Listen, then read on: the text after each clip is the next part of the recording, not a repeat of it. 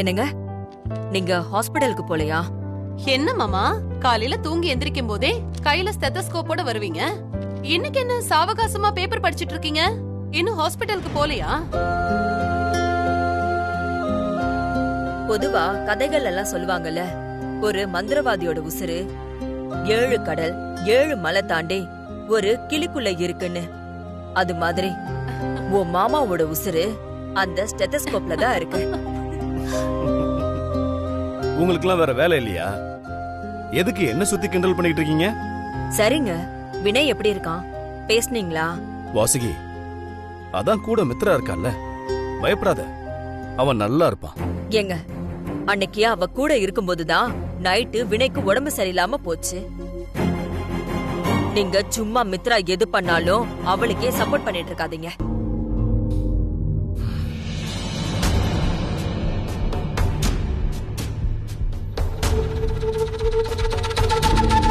அங்க பாருங்கக்கா, யார் வந்திருக்காங்கன்னு. வினய பத்தி தான் பேசிட்டு இருந்தோம். அதுக்குள்ள வினயே வந்துட்டான்.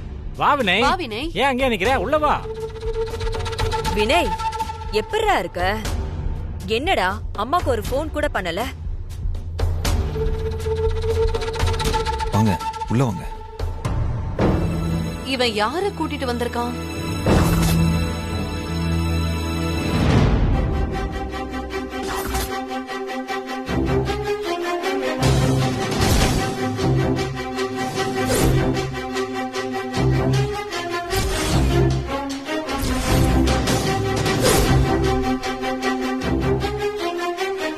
ஓ,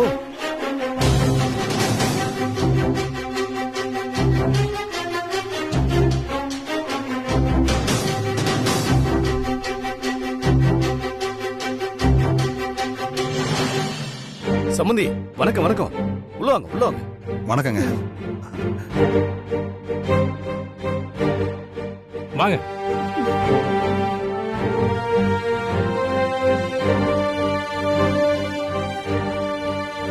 வாசுகி, சம்பந்தி வாங்க, உள்ள வாங்க. உட்காருங்க. உட்காருங்க, உட்காருங்க.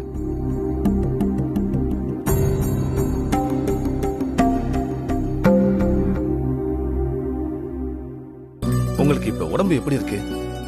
மெடிசன்லாம் டைமுக்கு எடுத்துக்கிறீங்களா? உங்க தயவுல நான் இப்ப ரொம்ப நல்லாவே இருக்கேன் சம்பந்தி. மாத்திரைய கூட நேரத்துக்கு நான் மறந்தாலும் வினய் தம்பி எப்படியோ என்ன ஞாபகப்படுத்தி மாத்திரைய போட வச்சிடுவாரு.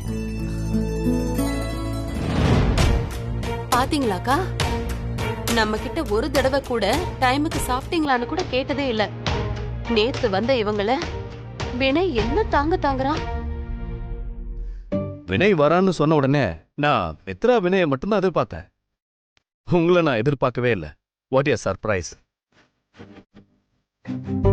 What a surprise.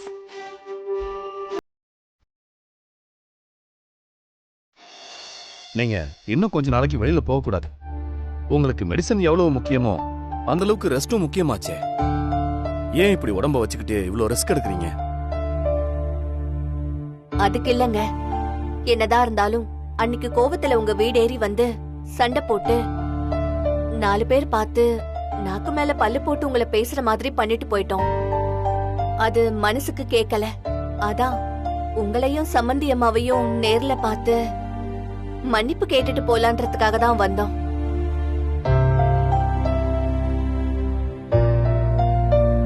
அன்னைக்கு ஏதோ எங்க 2 பேரோட அவசர புத்தியால உங்களை ஒழுங்கா புரிஞ்சுக்காம அப்படியெல்லாம் நடந்துகிட்டோம். அது மனசுக்கும் வருத்தம் தான் சம்பந்தி. நாங்க அப்படி பண்ணிருக்க கூடாது. எங்களை மன்னிச்சிருங்க.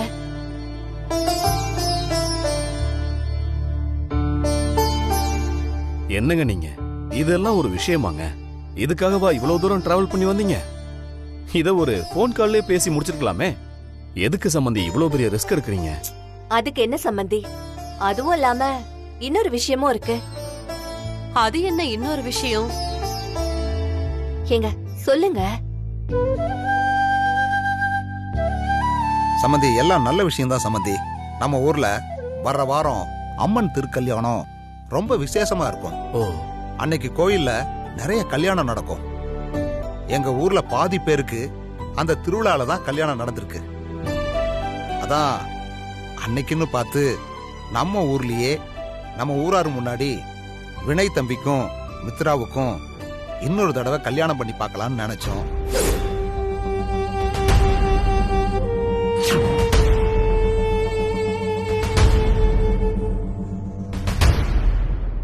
அத சொல்லிட்டு உங்களையும் அழைச்சிட்டு போலான்னு தான் வந்தோம்.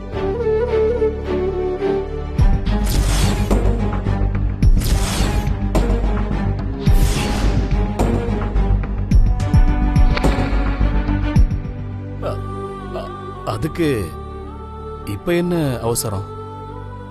விடுங்க சம்பந்தி, கொஞ்ச நாள் போகட்டுமே. அதுவும் இல்லாம இப்பதான் வீட்ல நிறைய கசப்பான சம்பவங்கள்லாம் நடந்து முடிஞ்சிருக்கு. அந்த சூடெல்லாம் மறையறதுக்குள்ள திரும்ப இப்படி ஏன்னு தான் யோசனையா இருக்கு. அது சரிதான். இருந்தாலும் எங்களுக்கு தான் மித்ரா வினய் கல்யாணத்தை நேர்ல பார்க்க கொடுத்து வைக்கல. அதான் திரும்ப இப்படி ஒரு தடவை எங்க திருப்திக்காக அவங்களுக்கு கல்யாணம் பண்ணலாம்னு யோசனையா இருக்கு. கண்டிப்பா அதுக்கு நீங்க சம்மதிக்கணும். மன்னிக்கணும் சம்பந்தி, இத பத்தி நாம அப்புறம் பேசலாம்.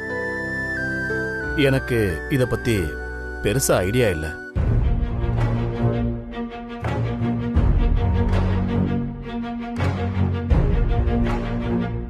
அதுவும் உடனே வேற சொல்றீங்களா? நாம கொஞ்சம் யோசிப்போம். எனக்கு என்னமோ இப்போதைக்கு அவசரப்பட வேணாம்னு தோணுது.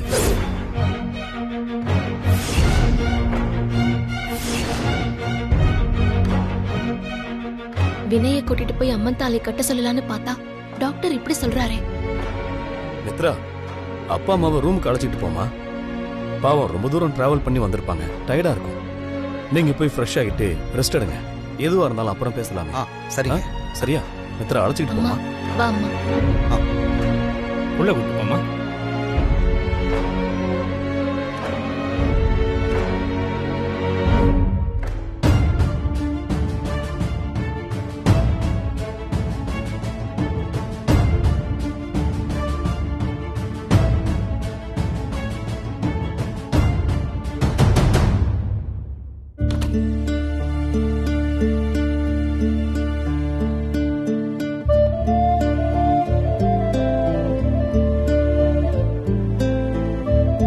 என்னம்மா அப்படி பாக்குறீங்க?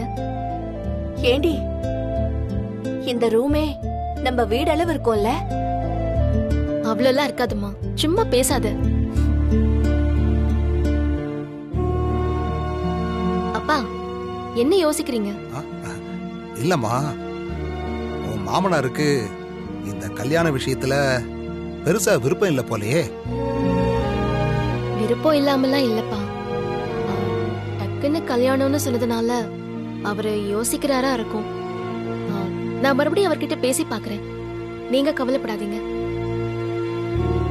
ஏண்டி மித்ரா, உன் மாமியார் ஒரு வார்த்தை கூட பேசலையேடி? அவங்களுக்கு இருக்கிற கோவத்துக்கு இவ்ளோ தூரம் அவங்க அமைதியா இருக்கிறதே பெரிய விஷயம். ஆமா, அன்னைக்கு வந்து அந்த அம்மா வீட்டு முன்னாடி பேசிட்டு போனதை நினைச்சா இன்னும் எனக்கு ஈரக்கொலையே நடுங்குது. அம்மா சாரிம்மா. அட விடுடி, நான் அவங்கள பத்தி பேசினா இவ சாரி கேட்டுட்டு இருக்கா. அவங்க பார்க்கதாமா அப்படி இருப்பாங்க, ஆனா ரொம்ப நல்லவங்க. நான் இந்த வீட்டுக்கு வந்து எத்தனையோ நாள் குற்ற உணர்ச்சியில காரணமே இல்லாம சோகமா இருப்பேன், எதுலயுமே பிடி கொடுக்காம இருப்பேன்.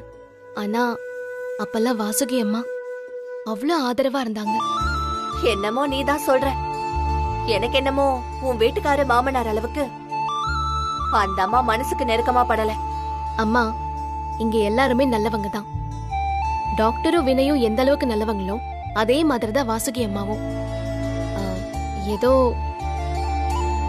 அவங்களால இந்த விஷயத்தை தாங்கிக்க முடியல. என் மேல அவங்க அவ்வளவு நம்பிக்கை வச்சிருந்தாங்க. இப்ப நீயே சொல்லு, நான் எவ்வளவு பெரிய தப்பு பண்ணிருக்கேன். ஆனா நான் உன் பொண்ணுங்கிறதுனால தானே நீ என்ன மன்னிச்சு ஏத்துக்கிட்ட. இதே மருமக இப்படி பண்ணிருந்தானா நீ உடனே ஏத்திருப்பியாமா? சொல்லு. அது என்னமோ உண்மைதாண்டி.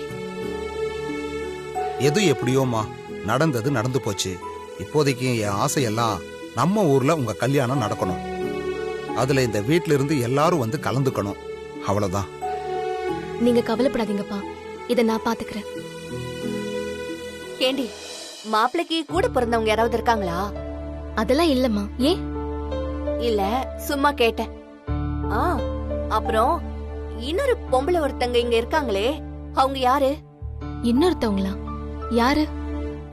அதாண்டி கீழே உன் மாமியார் பக்கத்துல நின்னு அப்பப்ப காது கடிச்சிட்டே இருந்ததே. ஓ, அதுவா? அது வசந்தி அத்தை. அவங்க கூட இருக்கிறவரு டாக்டரோட தம்பி. வசந்தி அத்தை அவரோட வைஃப். அவங்கதான் ஆளு ஒரு மாதிரி போல இருக்கேல்ல. ஏமா, நீ வந்த உடனே ஆரம்பிச்சிட்டியா?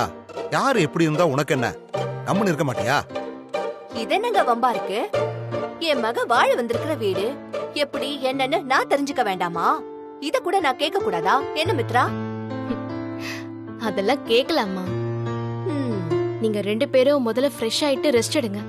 நான் அப்புறமா வந்து எல்லா கதையும் சொல்றேன். ம்? ம். ஆ, ஏசி இருங்க, நானே ஆன் பண்றேன். ஏசி இருக்குங்க. ஆமா, அம்மா, ஏதாவது வேணும்னா என்ன கூப்பிடு, சரியா? நான் வரேன். ஆ, சரிம்மா.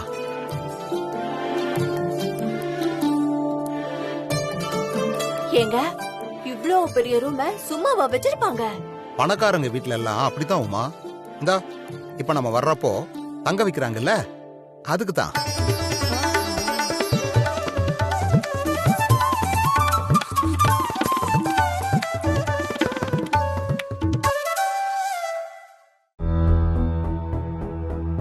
வினய், ஆ? உனக்கு இதுல எதுவும் பிரச்சனை இல்லைல்ல? பா, எனக்கு என்னப்பா பிரச்சனை? எனக்குலாம் எதுவும் இல்லப்பா. என்னங்க, இதெல்லாம் கொஞ்சம் கூட நல்லா இல்ல. என்ன நல்லா இல்ல? அவங்களும் வெக்கமே இல்லாம வந்து திரும்ப கல்யாணம் பண்ணி வைக்கணும்னு சொல்றாங்க. நீங்களும் அப்புறம் சொல்ற பாக்கலான்னு சொல்றீங்க. இது எதுவுமே நல்லதுக்கு இல்ல. ஆமா, இங்க பாரு, நான் என்ன சொல்லணும்னு நீ எனக்கு சொல்ல வேண்டிய அவசியம் இல்ல வாசுகி. பாவம் அவங்க பொண்ணு கல்யாணத்தை நேர்ல பார்க்கணும்னு ஆசைப்படுறாங்க. அதுல என்ன தப்பு இருக்கு?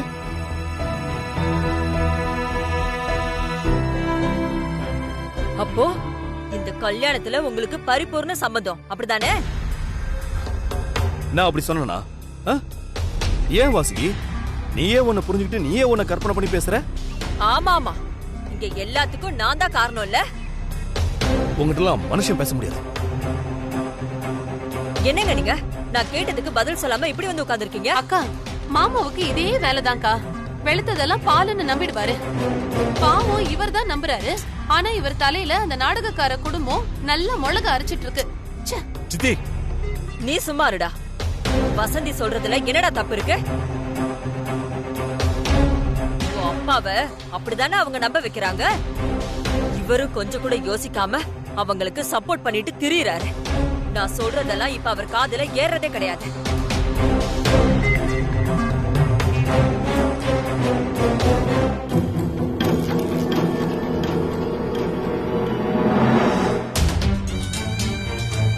இதோ வரா பாருங்கக்கா. இங்க நடக்கிற எல்லா குழப்பத்துக்கும் இவதான் மூல காரணமே. இவளாலதான் மாமா உங்க மேல எரிஞ்சு எரிஞ்சு விழுந்துட்டு இருக்காரு. இதோ நம்ம வினையும் மொத்தமா அவ பக்கம் சாஞ்சு கிடக்குறான். வரத பாருங்க, ஏதோ பெரிய எலிசபெத் மகாராணின்னு நினைப்பு.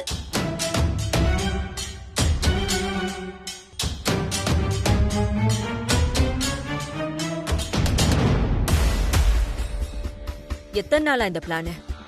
அம்மா, ஏய், என்னடி அம்மா சொல்லு. அதான் எல்லாம் வெட்ட வெளிச்சமா வெளியில வந்துருச்சுல. அம்மா எனக்கு புரியல. மேடம், உங்களுக்கு என்னைக்குதான் புரிஞ்சிருக்கு? 6 மாச அக்ரிமெண்ட் எக்ஸ்பைரி ஆயிடுச்சுன்னா இந்த சொத்தை எல்லாம் வாரிக்க முடியாதுன்னு சொல்லி குடும்பமா பிளான் பண்ணி பெர்மனன்ட் கல்யாணம் பண்ண பாக்குறீங்க. இது எத்தனை நாள் திட்டமோ அந்த ஆண்டவனுக்கு தான் வெளிச்சம்.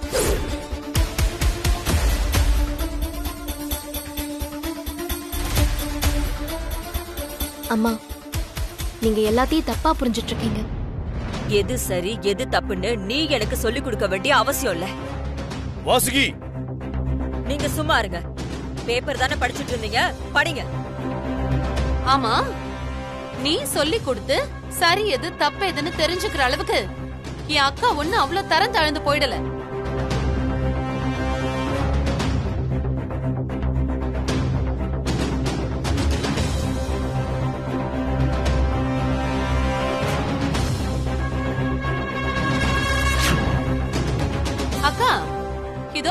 ஆரம்பிச்சிட்டால, நாடக ராணி. உடனே அழுது புலம்பி எப்படியாச்சும் இதை வச்சு ஒரு சீனை கிரியேட் பண்ணிடுவா. ச்சே. சித்தி நீங்க கொஞ்சம் தயவுசெய்து சும்மா இருக்கீங்களா? மித்ரா நீயே இப்ப அழுதுட்டு இருக்க, ஏன் உனக்கெல்லாம் வாயே இல்லையா? திருப்பி பேச முடியாது, பேசு மித்ரா.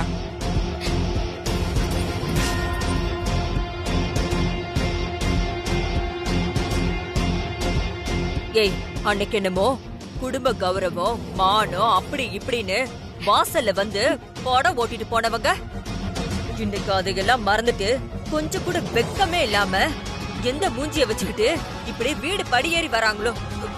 என்னால இப்படி பண்ண முடியாதுடா. ஐயோ சாமி.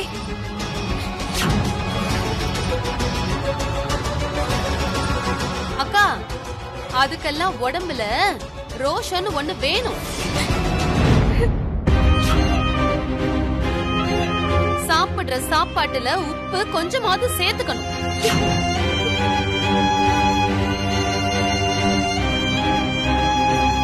இவள பெத்தவங்களுக்கு தான் ரோஷமானலாம் எதுவும் இருக்கிற மாதிரியே தெரியலையே. போதும். நீங்க என்ன பத்தி என்ன வேணாலும் பேசுங்க, ஆனா என் அப்பா அம்மாவை பத்தி தப்பா எதுவும் பேசாதீங்க ப்ளீஸ்.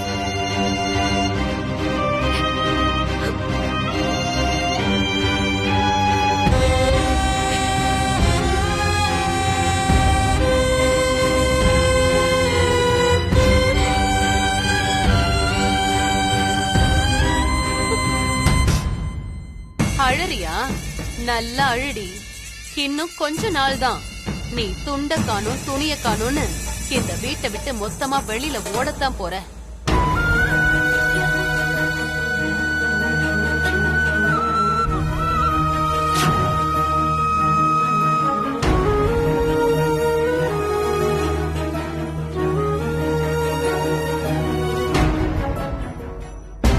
போறா பாருங்க பொண்டாட்டி பின்னாடியே. சீ. பின்ன உன் பின்னாடியா வருவாங்க? வீடா இது? எனக்கு வேலை இருக்கு, நான் கிளம்புறேன். ஏங்க வேலை இருக்குன்னு சொல்லிட்டு மேல போறீங்க? மித்ராவையும் வினையையும் கூட்டிட்டு போக போறேன், போதுமா?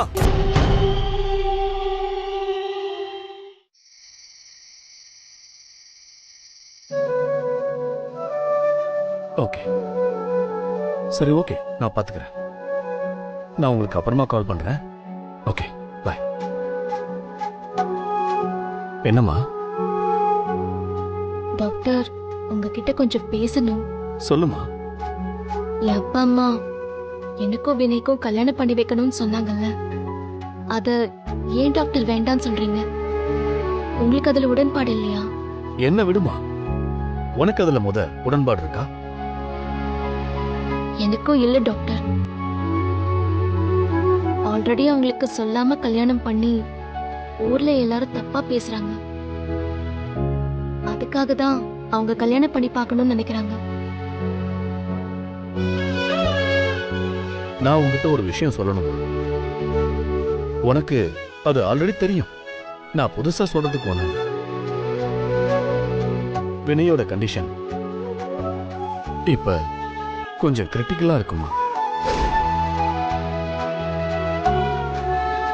இப்போதைக்கு அவன் இங்கேயே இருக்கிறது தான் பெட்டர். இந்த டைம்ல கல்யாணம் அது இதுன்னு அவனை அடக்கழிக்கிறது அவ்வளவு நல்லதுக்கு இல்லாம.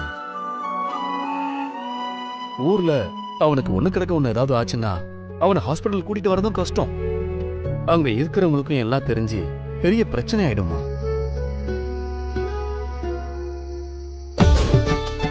அம்மன் தாலி கழுத்துல ஏறினா இறங்காது,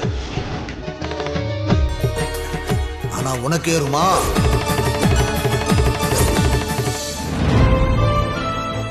இப்ப சொல்லுமா, இந்த நேரத்துல இந்த கல்யாணம் அவசியமா? ஆமா டாக்டர்.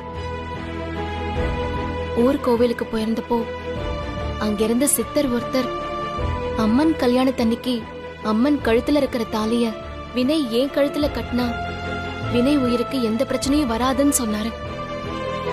அதனாலதான்